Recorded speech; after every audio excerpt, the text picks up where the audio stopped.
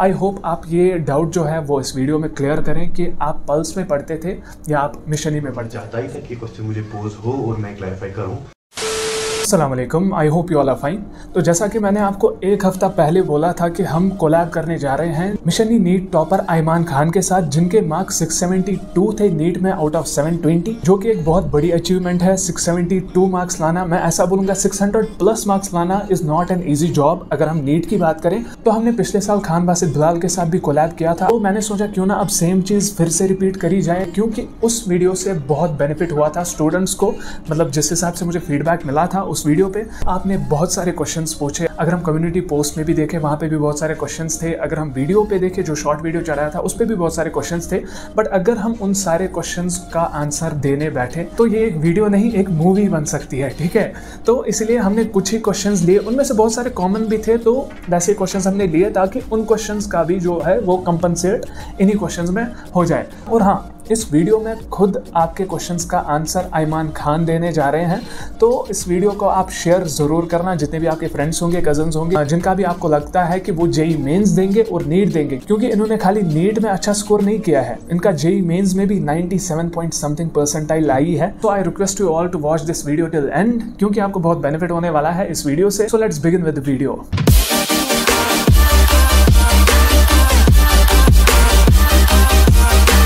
अस्सलाम वालेकुम mister Ayman Khan. First of all I want to congratulate you for your success कि आपने नीट 2021 में 672 मार्क्स स्कोर किया आउट ऑफ 720, और साथ ही साथ जेई मेंस में भी 97 पॉइंट समथिंग आपकी परसेंटाइल आई है।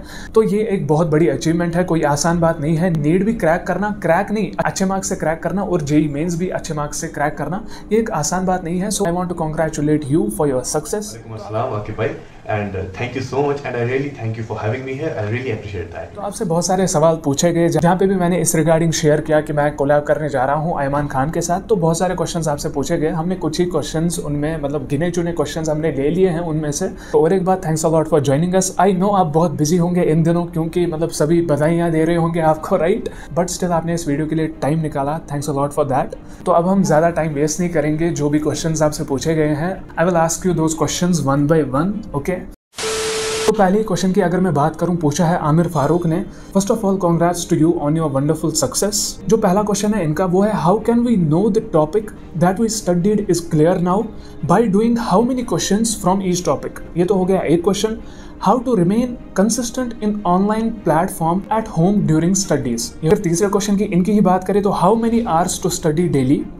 Is it better to focus only on particular chapters from physics which have more weightage or study all chapters everything? और एक क्वेश्चन है इनका, which chapters to leave from physics at last? तो mister Ayman Khan, पहले ही जो है आपके लिए 5 क्वेश्चंस पूछे हैं एक ही बंदे ने, ठीक है। तो आप क्या कहना चाहेंगे इनके इन 5 क्वेश्चंस पे? आमिर भाई फॉर विशिंग मी।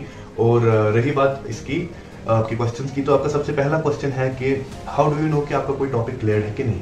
तो कुछ नहीं है, पहले थ्योरी आपको अच्छे से खत्म करनी, क्योंकि थ्योरी भी इंपॉर्टेंट होती है। उसके बाद आप उसके क्वेश्चन स्टार्ट करोगे, उसके बाद आप उसके प्रीवियस ईयर क्वेश्चन खत्म करोगे, और जब उसके बाद आप इसके मॉक टेस्ट दोगे, इसके पार्ट टेस्ट दोगे, फिर आप डिफरेंट फुल मॉक टेस्ट में भी इसको दोगे। जो ही आपको लगेगा कि आपका मॉक में ये क्वेश्चन नहीं छूट रहा है चैप्टर का, तब आपका वो जो है वो चैप्टर कंप्लीट है। उसके बाद रही बात आपके सेकंड क्वेश्चन की consistency in online classes. Consistency जो है आपको इंटरनल मोटिवेशन जो होती है सबसे ज़्यादा इंपॉर्टेंट होती है। तो कंसिस्टेंसी ही आपको आगे जाके हेल्प करती है किसी भी चीज़ को क्रैक करने में। Let it be, beat it any exam, beat it anything जो आपकी लाइफ में आता है, ठीक है। अब ऑनलाइन क्लास में आपके पास एक लेजर होता है कि आप पॉज कर सकते हो, ठीक है। और ऐसा नहीं कि आप बोलोगे मैं बोर हो रहा हूँ, मतलब कि आपके पास जो इंटरनल कॉन्फिडेंस और मोटिवेशन है उसकी कमी है, तो उसको भगाना है। और उसके बाद आपको अपने सब्जेक्ट्स को देखना है, आपको अपना गोल सेट करना है, टारगेट रखना है, उसको अचीव करना है, ओके। उसके बाद आपकी है दूसरा क्वेश्चन आ जाता है स्टडी डेली कितने आवर्स का, ओके। अभी आपके पास अगर आप नेक्स्ट ईयर पेपर देना चाहते हो तो आप 6 to 7 आवर्स से स्टार्ट कर सकते हो, 8 आवर्स से भी कर सकते हो, जैसा आपको अच्छा लगेगा। Minimum 6 hours, okay. और जैसा आप थोड़े टाइम बाद कंप्लीट करोगे, फिर 6-7 आवर्स के साथ प्लस आपको एडिशनल मॉक टेस्ट का टाइम देना पड़ेगा, प्रैक्टिस टाइम देना पड़ेगा। और जो ही आपका लास्ट मंथ आएगा, फिर आप 12, 13, 14 जैसा आपको अच्छा लगेगा, आपकी प्रिपरेशन पर डिपेंड करता है, उस हिसाब से आगे बढ़िए, ठीक है। ओके, आपका फोर्थ क्वेश्चन भी है यहाँ पर फिजिक्स का, और आपका फिफ्थ क्वेश्चन भी है जो मैं लिख रहा हूँ फिजिक्स का। देखो, अगर आपको 650 प्लस स्कोर करना है, अगर आपको 670 प्लस ऐसा कुछ स्कोर करना है, आपको अपना ड्रीम कॉलेज पाना है, तो you have to do every chapter, चाहे वो कोई भी हो, फिर वो बायोलॉजी का लिविंग वर्ल्ड हो, फिजिक्स का सेमीकंडक्टर या कम्युनिकेशन ही क्यों ना हो। आपको हर एक क्वेश्चन को अच्छे से करना पड़ेगा, हर एक चैप्टर को अच्छे से करना पड़ेगा, क्योंकि तभी आपकी सिलेक्शन पॉसिबल हो पाएगी। आप कुछ नहीं छोड़ सकते। और अगर आपको लगता है कुछ छोड़ना है, उसके बाद मैं आगे जाके आपसे शेयर कर सकता हूँ, एक वेटेज लिस्ट होती है, उसको शेयर करके आप देख सकते हैं कि किस चैप्टर में से मैक्सिमम क्वेश्चंस आते हैं और किसमें नहीं। Thank you. सो अगर मैं दूसरे क्वेश्चन की बात करूं, पूछा है जान शाहीन ने, was this your second attempt? If yes, what was your score in the first attempt? तो शाहीन, मेरा जो पहला स्कोर था वो 533 था। हाँ, ये मेरा ड्रॉप ईयर था और ये मेरा सेकंड चांस था, तो 533 वाज माय प्रीवियस स्कोर। तो अगर तीसरे क्वेश्चन की बात करें, पूछा है मोहसिन ने, hours of study to cross 580 marks in NEET. क्या बोलना चाहेंगे आप मिस्टर आयमान खान कि कितने घंटे पढ़ना चाहिए एक स्टूडेंट को ताकि वो नीट में 580 क्रॉस कर सके? अगर आप 580 पे ऑलरेडी पहुंच चुके हो अपने फुल सिलेबस मॉक टेस्ट पे, तो आप ये समझ जाओ कि आपके पास आवर्स जो है वो आपको नहीं रुका रहा है, जो मॉक टेस्ट है वो आपको रुका रहा है। और मॉक टेस्ट के अलावा ऐसा कुछ भी नहीं है जो आपको बाहर निकाल सके इस 580 590 के ब्रैकेट से। और मॉक टेस्ट का मतलब क्या है कि आप अगर कोई चीज़ देख रहे हो, मॉक टेस्ट आप किसी चीज़ का दे रहे हो, आपको जो वीक एरिया है उसकी एक एरर बुक बनाओ, उसमें वो लिखो, जहां आपने गलती की उसको लिखो, पूरा पेपर को एनालाइज करो। खाली टेस्ट देना नहीं है, उसको एनालाइज करना है। फिर जो पार्ट आपका वीक है उसको फिर से पढ़ना है, उस पर क्वेश्चंस करने हैं और उसको खुसूसन उसके शॉर्ट ट्रिक्स निकाल के अलग से कॉपी पे लिखना है। तो इसको मॉक टेस्ट बोलते हैं एक्चुअली। तो अगर और एक क्वेश्चन की बात करें, पूछा है फैसल ने, When did you start preparing NEET exam? तो रही मेरे प्रिपरेशन की बात का, मैंने स्टार्ट किया। देखो, जो ही आप अपने सब्जेक्ट्स लेते हैं 11th-12th में, एक्चुअली 11th में, तो आपको ऑलरेडी पता होता है कि आपका अब एक ऐसा एग्जाम होने वाला है कि जो आपको आपके एक्चुअल गोल, आपके ड्रीम कॉलेज तक लेके जाएगा।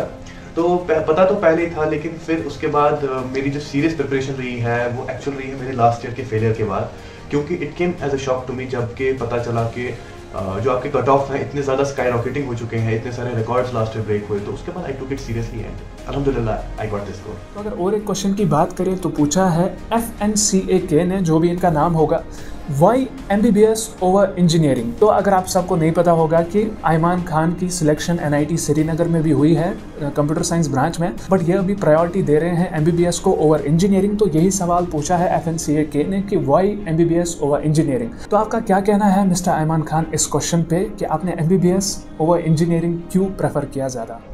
That's a nice question. कहा जाए तो MBBS is my passion right since the beginning. तो ऐसा कुछ है नहीं कि मतलब रंज है इंजीनियरिंग से, बट MBBS जो था, पहले से डॉक्टर बनने का शौक था। डॉक्टर एज अ प्रोफेशन हमेशा से मुझे फैसिनेट करता रहा है। एंड और जो MBBS की अंडर ग्रेजुएट डिग्री है, इट्स ग्लोबली इसका एक अलग वेटेज है आज की डेट में भी, जो कि राइट सिंस द बिगिनिंग है, और आज भी वो इसका एक डेकर मेंटेन है। तो ये भी एक रीजन। तो अगर और एक क्वेश्चन की बात करें, पूछा है मुतीबा शाह ने, how did you manage school and coaching simultaneously in class 11th and 12th? Burdensome it is.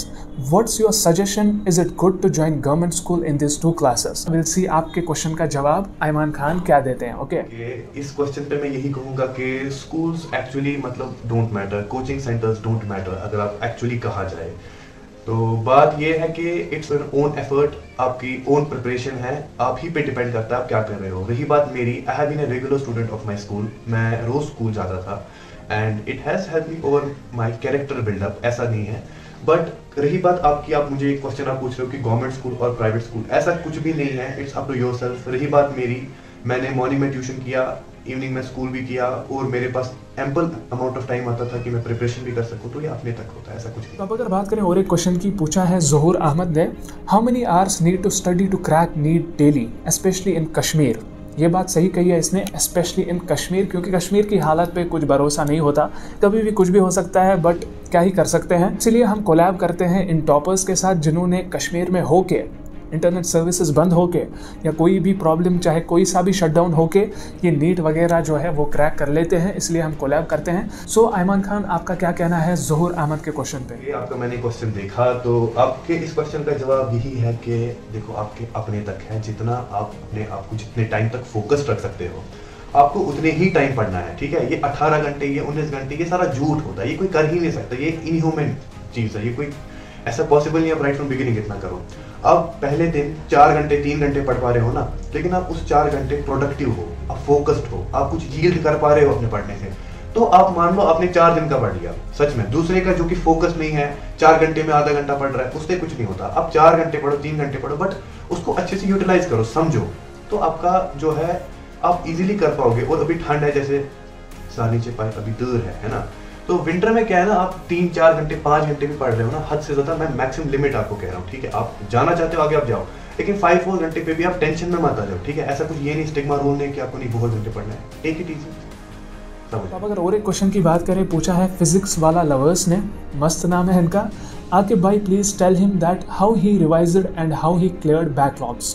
तो आयमान खान, आपने कैसे अपना जो सब कुछ है वो रिवाइज़ किया टाइम पे, और अपने जो बैकलॉग्स हैं वो कैसे आप क्लियर करते थे, बस वही जानना चाहते हैं हमारे फिजिक्स वाला लवर्स। तो आप क्या कहना चाहेंगे इनके सवाल पे? तो आपका सवाल है रिवीजन एंड बैकलॉग्स का, ठीक है। रिवीजन के लिए सबसे आपका ये मोस्ट टफेस्ट पार्ट बन जाता है, क्योंकि आपको भूल भी जाता है, बट आपको ये लगता है कि रेपिटेशन भी हो रही है, ठीक है।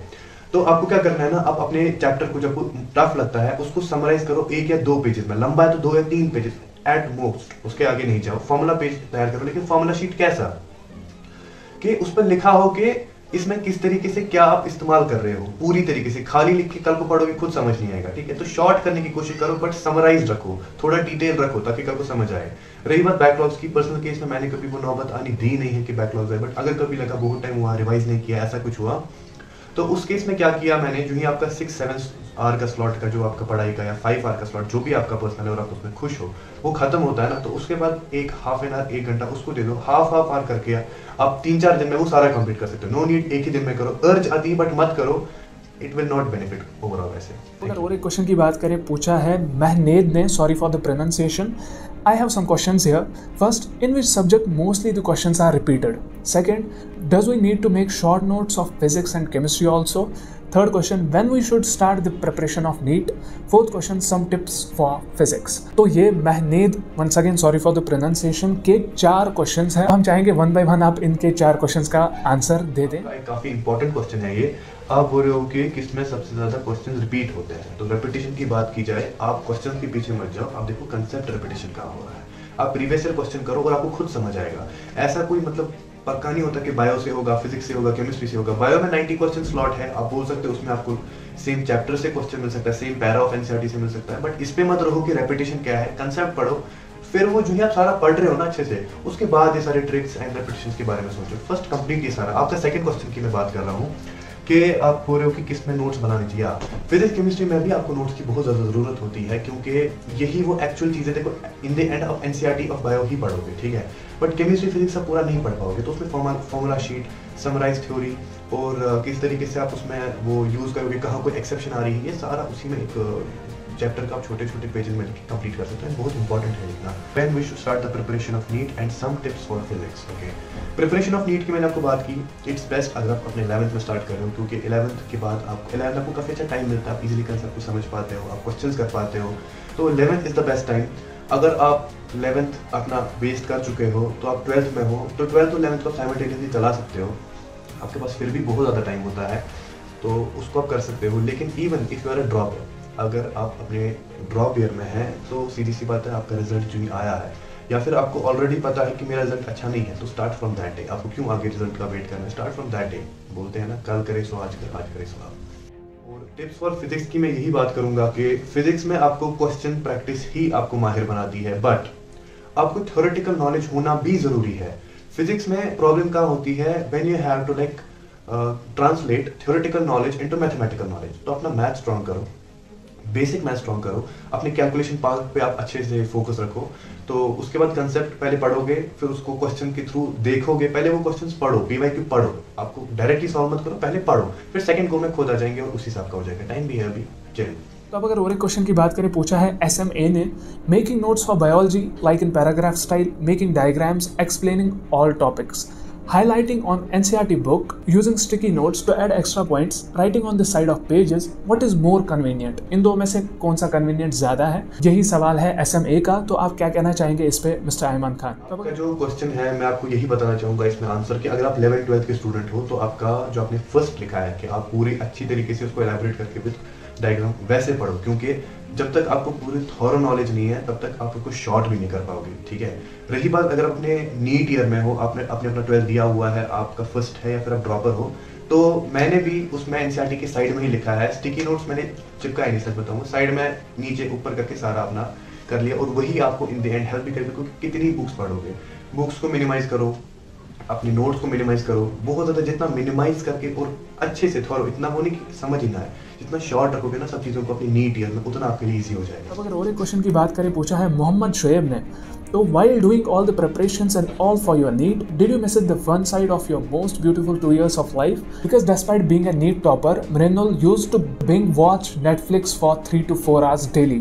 तो क्या कहना चाहेंगे आप इनके सवाल पे? सबसे पहले तो मैं कंग्रेचुलेट करना चाहूँगा मृणाल को फॉर हिज उसने जो स्कोर किया है, एक्स्ट्रा ऑर्डिनरी स्कोर है, I really want to congratulate him. और दूसरी बात मैं यही कहूँगा कि कोई भी सिमिलर नहीं होता। अगर आपको लगता है कि मैंने आपको क्या बोला 5 to 6 आवर्स आप पढ़ो, 7 आवर्स पढ़ो, उसके बाद भी टाइम बचता है ना, अगर आपको लगता है कि आप कर पा रहे हो, उसमें अच्छे से कर रहे हो, तो it's a good hobby to develop a hobby. ये बहुत एक अच्छी चीज़ होती है, आपका एक बहुत अच्छा ट्रेट माना जाता है, क्योंकि आपके पास जब फ्री टाइम होगा, आप बोर हो रहे हो, अच्छा है to waste it on some other thing, आप कोई हॉबी डेवलप करो। अब रही बात वॉचिंग नेटफ्लिक्स की, अगर आप फ्री भी हो, आप कोई काम नहीं कर रहे हो ना, आप डेली तो नहीं देखोगे ना, डेली कोई देख नहीं पाता ना, सीधी सी बात है। तो अगर अब कहा जाए कि उसके देखने की आप ना ही देखो तो बेटर है, ठीक है, वो मिनरल है। आप अगर आपको लगता है कि आप नहीं कर पाओगे तो मत करो, अगर आपको लगता है आप कर पाओगे तो कोई हॉबी ले लो। फ़ोन को छोड़ो, टेक्नोलॉजी को थोड़ा बहुत दूर ही रखो, यूज़ करो अपनी पढ़ाई में ही। लैपटॉप को कर सकते हो या आपके पास जो भी है उसको पढ़ाई में ही यूज़ करो, यूट्यूब को कर सकते हो।